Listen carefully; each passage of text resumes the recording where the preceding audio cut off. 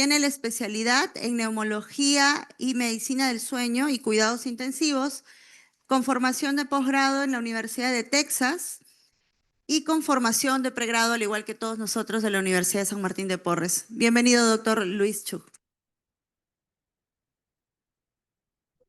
Bueno, muchas gracias. Gracias a todos por estar acá un sábado en la mañana. Ah, vamos a hacer esto. Y para moverles acá.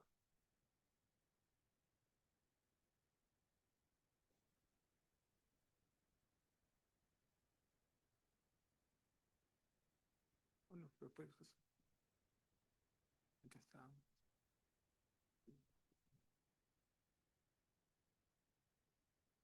Esa es mi presentación.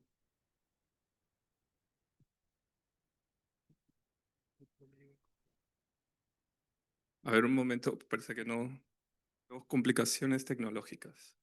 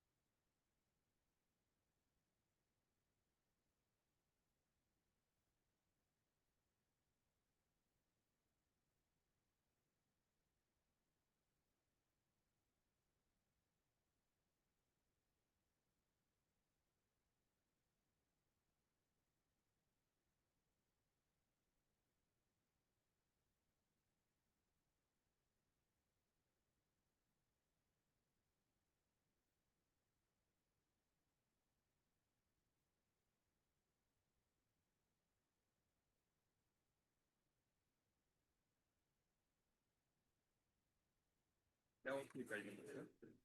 Justo puedo pasar. Ok. Ahora sí estamos listos. Disculpen por la demora. Y bueno, gracias de nuevo por la invitación para presentar ahora en mi alma mater, la San Martín. Y bueno, tengo la tarea de explicar un poco sobre la medicina del sueño. Esta es una especialidad en Estados Unidos de 1 año, así que es un poquito largo, pero voy a tratar de condensarlo para, para poder tener una visión general clara y general sobre la especialidad. Y espero que sea entretenido y no muchas de las personas no se vayan a dormir, a pesar que voy a tratar de decirles por qué es tan importante el dormir. Los temas que voy a abarcar rápidamente en 30 minutos es qué es la medicina del sueño, la historia de la medicina del sueño, la arquitectura del sueño humano, funciones esenciales del sueño, los principales trastornos del sueño, diagnóstico y tratamiento. Y si tengo tiempo, panorama general y en América Latina. ¿Qué es la medicina del sueño? Es una disciplina médica relativamente joven. No es como otras especialidades que profesionalmente la conocemos por siglos, ¿no? Este es más que nada profesionalmente es de los años 50 que como voy a explicar ahora. y está enfocada en el estudio, diagnóstico y tratamiento de prevención de trastornos del sueño y la vigilia. Y tiene un carácter multidisciplinario. Como les digo, esta es una especialidad de un año, pero no solo es una especialidad de, por ejemplo, mi carrera, que es medicina interna, neumología y cuidados intensivos, pero también otros doctores pueden tener esa especialidad, como psiquiatras, que son expertos en insomnio y la terapia cognitiva conductual, pediatras, neurología, que también son muy buenos tratando narcolepsia, que es un trastorno neurológico, otorrino, que también tienen el manejo quirúrgico de apnea del sueño y otras especialidades. En- Vamos a hablar ahora un poco de la historia del sueño, que para mí es muy interesante. Ya había una fascinación del sueño desde la época de los egipcios y griega. Ya más adelante, en 1729, se empezó a descubrir los ciclos circadianos en plantas, que era cómo se veía que en el día y en la noche cambiaban y se abrían las flores y todo eso. Pero en ese tiempo todavía se pensaba que el sueño era una forma pasiva, que el cerebro simplemente se apagaba y el cuerpo descansaba. Más adelante, eh, en el siglo ya de 1930 se empieza a descubrir más científicamente el centro del sueño como el hipotálamo. En 1935 ya se estaba estudiando un poco los ritmos circadianos en las moscas de fruta y ahí es cuando se entiende que no es algo tan pasivo, sino que ya hay el sueño está en los genes de uno mismo. Eh, Más adelante, un momento revolucionario fue en 1953 que se descubre que el sueño REM, ya con los electroencefalogramas ya disponibles, se empezó a detectar que el sueño no es algo pasivo, es algo activo. Y eso dio ah, ya cabida a estudiarse más científicamente. Eh, y bueno, acá les presento la historia después de esos descubrimientos. Se descubre la melatonina, que es una hormona muy importante para el sueño y la vigilia. Se descubre un poco también lo que son las apneas del sueño, aunque ya se había descrito en obras como Dickens, el síndrome Pickwick en inglés, que ya no se usa esa definición para la apnea del sueño. Y bueno, acá les presento los padres de medicina, el doctor Dement de 1970, donde funda la primera clínica en Stanford, y en 1972 el doctor Guilleminot, que está abajo, funda la primera clínica de apnea del sueño. Y es interesante porque también me da mucho orgullo porque esta es una de las especialidades que nuestra generación, por lo menos mi generación, no, no la de ustedes, ha podido conocer los padres de medicina. Por ejemplo, yo entrevisté con el doctor Guilleminot cuando estaba entrevistando para hacer mi especialidad.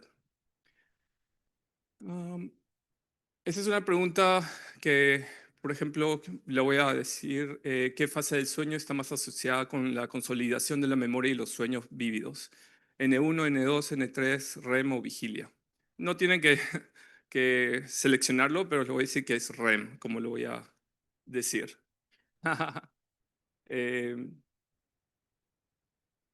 Y sobre esa pregunta vamos a hablar un poquito de la arquitectura del sueño. Tenemos dos importantes fases, que es no REM y REM. No REM tiene tres estadios, N1, N2, N3, que es la forma de sueño más profunda. Y es muy importante para almacenar nuestra memoria.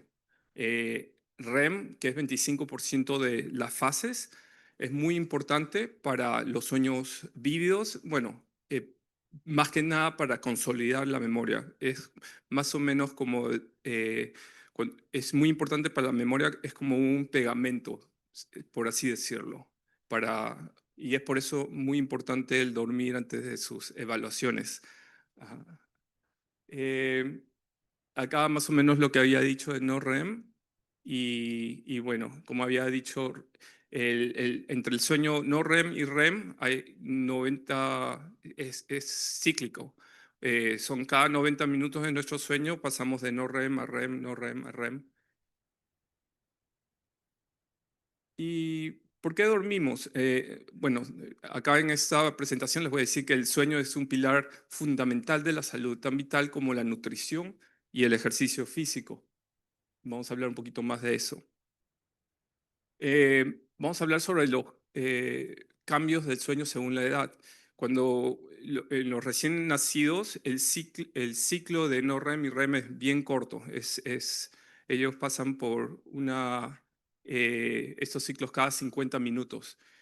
Y en la infancia, obviamente, es muy importante para el desarrollo cerebral eh, y, y lo que se recomienda es que los niños duerman de 10 a 14, bueno, 12 a 14 horas en verdad. El sueño es muy importante para ellos, para desarrollarse.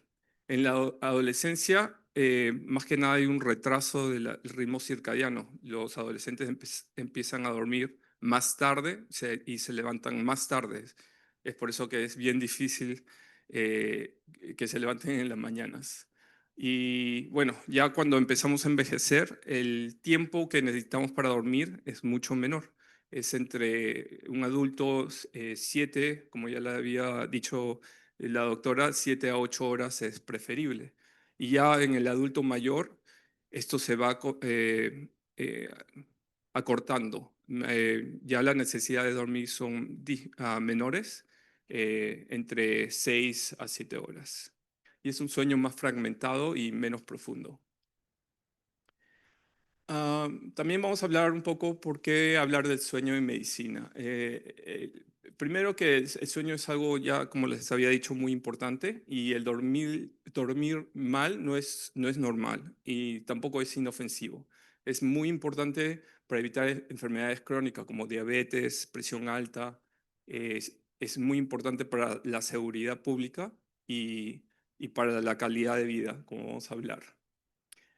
¿Cuáles son las funciones esenciales del sueño? Bueno, como ya habíamos dicho, es la restauración cerebral.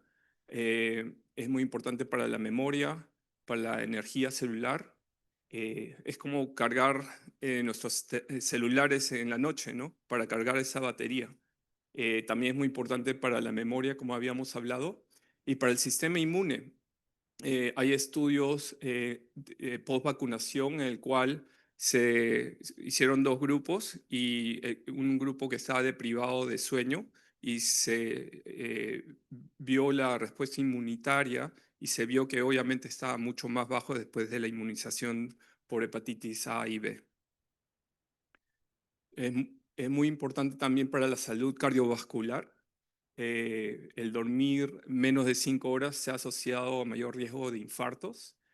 Vamos a hablar en la siguiente exposición un poco más sobre apnea del sueño y y un poco más sobre polisomnografías, así que voy a tratar de no hablar muy profundamente sobre esto. También es muy importante para la salud metabólica el estar teniendo un sueño insuficiente aumenta la resistencia de insulina y aumenta el cortisol, el estrés, y hay un mayor riesgo de diabetes y obesidad. También el tener un sueño insuficiente puede causar más irritabilidad, depresión. También, como ya hemos dicho, el no dormir bien disminuye un rendimiento de atención y concentración. Es por eso que de nuevo, se recomienda antes de un examen dormir bien. El desvelarse es peor, obviamente, pero a veces no es posible como estudiantes de medicina, lo entiendo. Em, También es importante saber que tiene consecuencias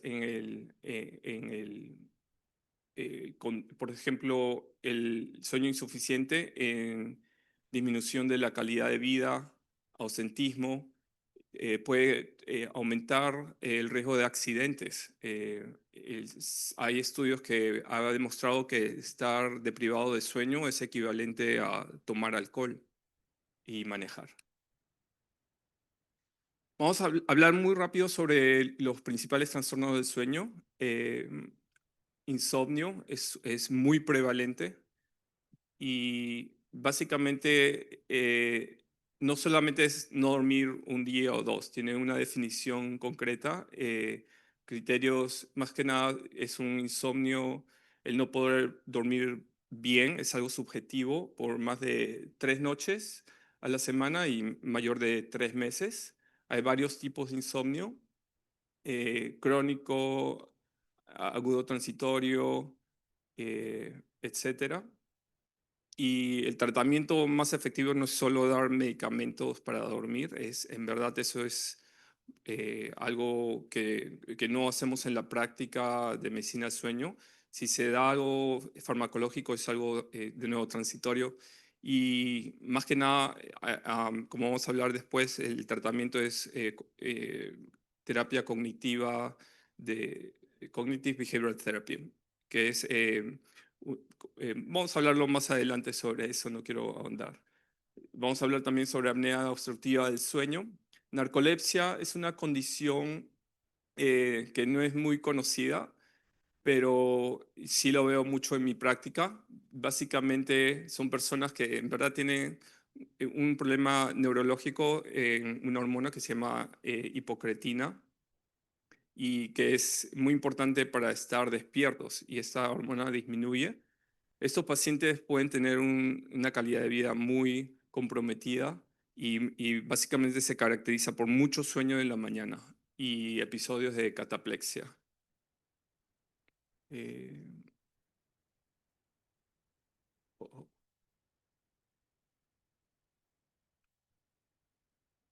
También tenemos las parasomnias, que son eventos anormales durante el sueño. Puede ser durante no-REM, como sonambulismo, muy frecuente en niños. También las parasonias en REM, que son pérdidas de atonía muscular normal en REM, y eso se ve mucho en algunos adultos y está relacionado a Parkinson. Básicamente durante REM, todo nuestro músculo hay una atonía muscular que es normal. Es por eso que en apnea obstructiva del sueño es peor durante el sueño REM, porque todos los músculos del cuello se relajan. Básicamente, en la parasomnia REM se pierde esa atonía. Am, Tenemos los trastornos del síndrome de piernas inquietas, que no es solamente mover las piernas, en verdad es una condición que puede afectar y causar insomnio. Es muy frecuente en embarazadas, es frecuente en mujeres. Básicamente es una sensación no muy cómoda, una urgencia de tratar de estirar las piernas y puede causar, como ya dije, insomnio. Tenemos trastornos de ritmo circadiano, como el jet lag, fase retrasada y avanzada. La fase avanzada, básicamente nuestro ritmo circadiano es nuestro reloj interno y hay personas que tienen problemas de este ciclo, en el cual duermen mucho más tarde, 3 de la mañana, pero también se despiertan mucho más tarde, como habíamos dicho en adolescentes, y en los ancianos ocurre lo opuesto. Duermen mucho más temprano y se despiertan mucho más temprano. Tengo pacientes o los familiares de pacientes que vienen y me dicen, doctor Chuk, mi padre se levanta a las 3 de la mañana, no sé qué hacer, tiene que darle una pastilla. Y en verdad, después de preguntar a qué hora se duerme, veo que se duermen a las 7 de la noche y se despiertan a las 3 de la mañana y están durmiendo 6 horas. Perdón, duermen más, 7 horas y 7 a 8 horas y eso es normal. Entonces, no hay que darle una pastilla, por ejemplo, a este paciente. Tenemos otros trastornos del ritmo circadiano, como el trabajo por turnos. Muchos trabajadores que trabajan de noche tienen muchos problemas durante el día, etcétera. Em, un poco, para hablar un poco sobre el diagnóstico, muy importante tenemos métodos subjetivos y objetivos. Subjetivos tenemos, obviamente, muy importante la historia clínica y los diarios de sueño que utilizamos. Es muy importante hablar sobre la rutina del sueño, los horarios, las medicinas. Hay muchas medicinas que pueden causar problemas del sueño. Cuánto café toman, si toman mucho alcohol, si fuman antes de dormir, porque eso también causa problemas de insomnio, etcétera. Es muy importante también hablar no solo al paciente, pero también a la pareja o la persona que está cuidando a ese paciente, porque nos pueden decir más historia como, por ejemplo, si están roncando, a qué hora se van a dormir, si tienen problema de memoria, si se están moviendo mucho, etcétera. Como ya habíamos hablado, es muy importante la historia clínica, como todo en medicina. También damos diarios de sueño en el cual el paciente va a estar chequeando a qué hora se van a la cama, a qué hora duermen, a qué hora toman medicina, a qué hora toman café, etcétera. También tenemos polisomnografía, que es algo, es el estándar de oro de diagnóstico, en el cual chequeamos electroencefalograma, que también está el flujo de aire, el oxígeno, la frecuencia cardíaca, si mueven mucho las piernas, etcétera. Tenemos estudios de sueño domiciliario y eso ha revolucionado también la medicina del sueño porque ya no tenemos que mandar pacientes a dormir a otro lugar, pueden llevarse un aparato que es muy cómodo, ya no tienen que estar con muchos cables. Vamos a hablar mucho más sobre eso en la siguiente presentación. Y el tratamiento depende obviamente, de la patología. Se trata de hacer un énfasis en el tratamiento individualizado y, como había dicho, es interdisciplinario. A veces tengo que mandarlo al psiquiatra, tengo que mandarlo tal vez al otorrinolaringólogo, etcétera. Como habíamos dicho, es muy importante hablar sobre la higiene del sueño con los pacientes. Por ejemplo, mantener una rutina regular de sueño y la vigilia. A los niños a las madres hay que decirles que tienen que no solo tener una rutina durante entre semanas, sino también los fines de semana. Por ejemplo, evitar estimulantes como cafeína, nicotina, reducir el uso de pantallas 1 a 2 horas antes, porque la luz va a bajar la melatonina y eso va a afectar mucho más a los pacientes para tener más insomnio. Tratar de tener un ambiente óptimo, oscuro y silencioso y tratar de hacer ejercicio lo más antes posible, ¿no? Pero lo más importante es de que no se puede usar simplemente esto de higiene del sueño en pacientes con trastorno del sueño, pues porque puede haber otras patologías y hay que investigar más. Como había dicho, usamos terapia cognitiva conductual para el insomnio. Más que nada, simplemente para mencionar, por ejemplo, les decimos restricción del sueño, controlar los estímulos que están asociados al dormir, eh, técnicas de relajación, etcétera. El CPAP, que vamos a hablar mucho, ya es una terapia más específica para problemas respiratorios. Y uso de fármacos que, en verdad, como había dicho, no lo usamos, sí lo usamos por corto tiempo, ¿no? Eh,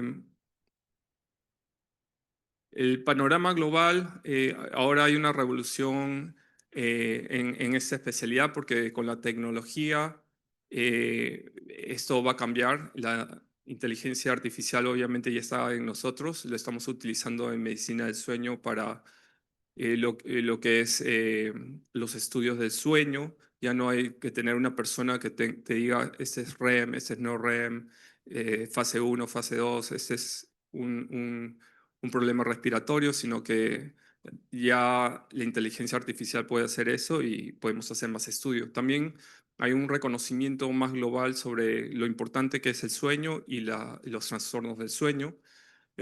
Se sabe, por ejemplo, que hay 1 billón de personas en el mundo que tienen problemas de apnea obstructiva del sueño y casi el 90% está sin diagnosticar y son números importantes. En América Latina también ha habido un crecimiento exponencial. Brasil lidera este movimiento regional, pero también hay muchos desafíos actuales como falta de recursos y obviamente más educación. Ya habíamos hablado más y con esto termino, la innovación tecnológica de inteligencia artificial, que yo por lo menos lo utilizo diario para la parte profesional y también para la parte personal.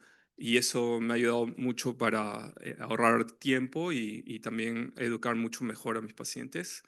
Eh, Ahí también tenemos los dispositivos, los wearables, ¿no? De los relojes. Ahora todo el mundo puede chequear más o menos cuánto ha dormido, la calidad.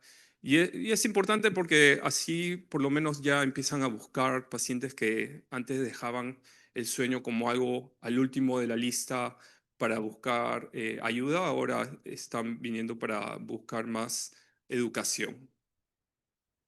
Y también tenemos telemedicina. Medicina del sueño es una de esas especialidades que se puede manejar casi por completo con telemedicina. Y muchas gracias de nuevo.